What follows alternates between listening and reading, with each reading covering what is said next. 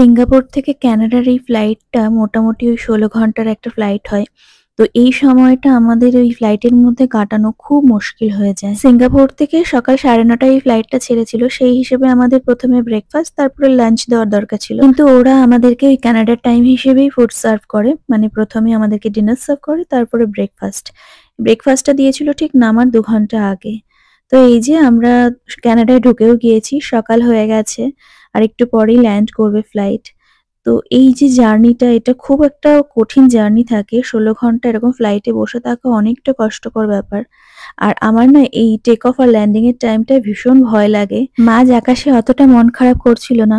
কিন্তু এই ক্যানাডার ল্যান্ড দেখেই আবার নিজের দেশের কথা মনে পড়ে গেল। ভীষণ মনটা খারাপ করছে যে এই ২৪ ঘন্টা আগেও আমি আমার দেশে ছিলাম। আর এখন হঠাৎ করে এত দূরে চলে আসলাম। কানাডাতে কিন্তু সেলফ ইমিগ্রেশন হয়। তো আমরা ইমিগ্রেশন কমপ্লিট করে বাইরে থেকে এসে উবের ধরে নিলাম। আর গাড়িতে যেতে, যেতে দেখছি গাছের পাতাগুলো লাল হলুদ হয়ে গেছে। মানে বোঝাই যাচ্ছে যে ফল সিজন চলে এসেছে। আর এখানকার ফল সিজন মানেই কালারফুল কানাডা।